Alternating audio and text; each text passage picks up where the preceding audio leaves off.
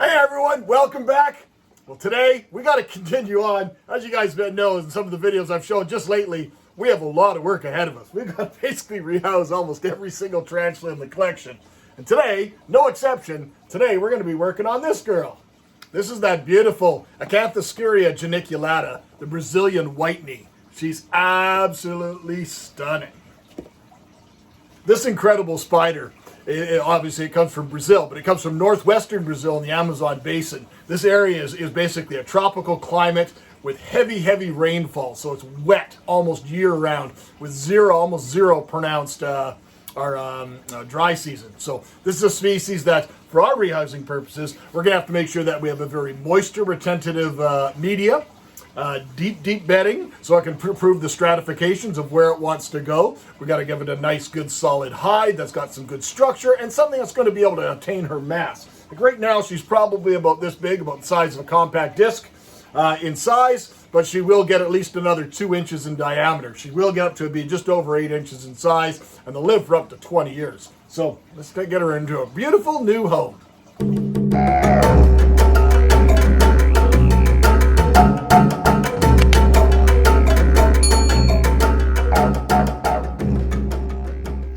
So we're going to start off again the same. We have more of these brand new Exoterra 12 by 12 by 12 cubes. They work ideal for our purposes. I could actually set this up in exactly the same way we set up that beautiful Nandu trapepii, that beautiful pinky, her enclosure, because it basically requires almost the identical type of conditions. However, setting them all up looking exactly the same, that's boring. We don't want to do that. So basically I went out to the tickle trunk, went out into the garage, and I went and looked for all my cork tubes and stuff. And I found this piece here. Again, you guys know me. I don't like those. I like that nice, natural, rough edges. I don't want any of those sharp saw edges like you would see here. But what I did is I kind of did some pre-work before you. You notice that's cut into a certain shape. So I'm not dealing with the same flat look. This one here, I wanted to kind of maybe have it come off the corner or something. Putting that taller piece off the top kind of gives it a bit of a ledge. And that gives it a bit more security from the light. But this little wedge that I cut into it fits directly in the corner. So I could silicone this in place directly in the corner, and it'll fit nice and tight. So that'll give it good sense of security, good sense of stability as well. Now, so we got that piece taken care of. We're going to bring the substrate up. That also gives us the same sort of situation where we have a nice planting zone here. Now, the other thing that I went and did is I went and looked into my...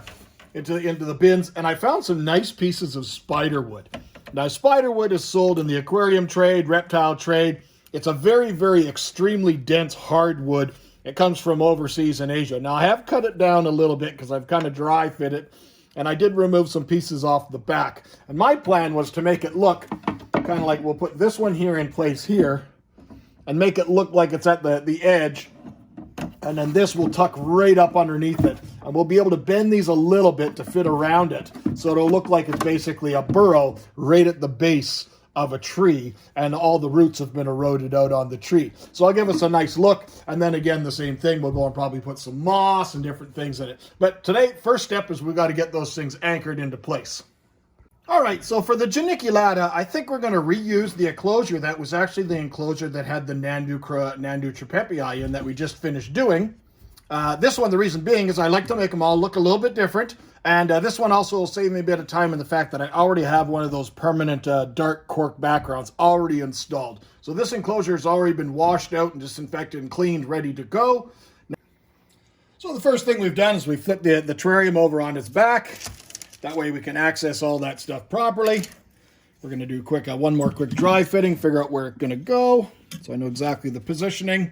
And then I'm going to go and apply some good 100% clear silicone. It could be a different color, really wouldn't matter, but clear will disappear into this environment pretty quick. Make sure you're using silicone 1. I'll put a link to that video that I mentioned earlier in one of the other rehousings of how to choose a good quality silicone that'll work and fit for your needs. Okay, we've gone and done the same thing with the cork tube that we want to make in place. We want to make sure that this higher edge is over on the front. Now we play the tricky game of getting it all in place. A smart person probably would have done the other one first, but as you guys know, that's not me.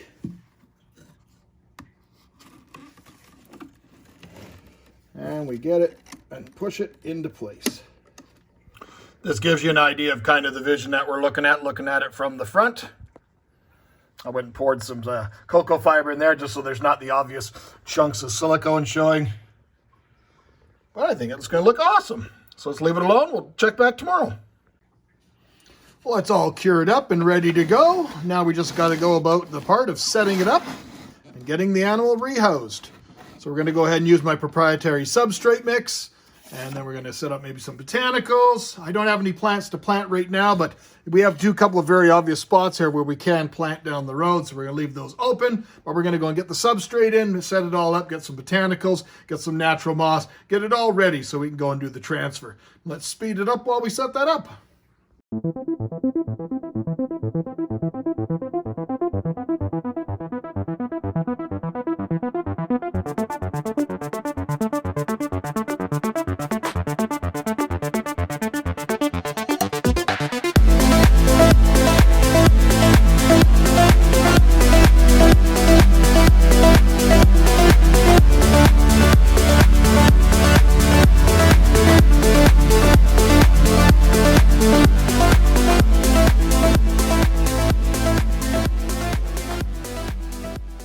Overall, I think we have an absolute killer effect.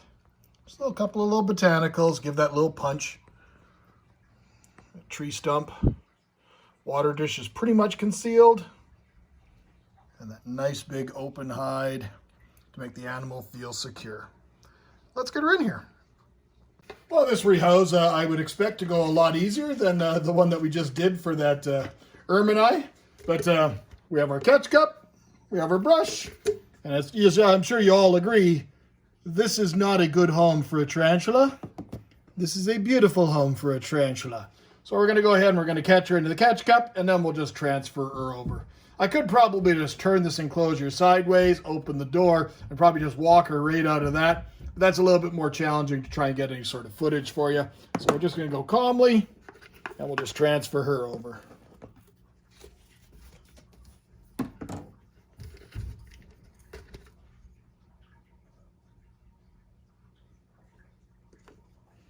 Come on. She's already kicking up hairs.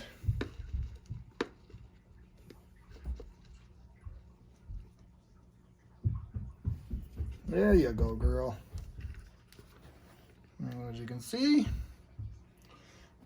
very easy.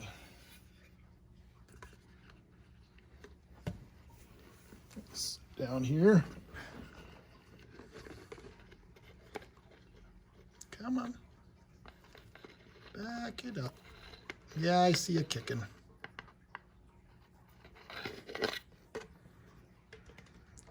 And really, they should all be easy like that. I think we did a beautiful home for her. You can see her abdomen there where she's been throwing off hair. If you're sensitive to the urticating hair, I strongly advise you to wear a dust mask and rubber gloves or latex gloves. She is an absolutely breathtaking species now that you can appreciate her in something that's actually a little bit more nature inspired than the Rubbermaid. So, hope you guys enjoyed that little reset. I don't even know if this one needs a plant. I think it looks great on its own. So, thank you for watching, my friends. If you enjoyed today's video, leave me a comment, let you know what you think about the build. Let me know if there's things or ideas of things maybe you thought that I've overlooked or things that I should have done. I'd like to hear from you. Till next time, my friends, take care.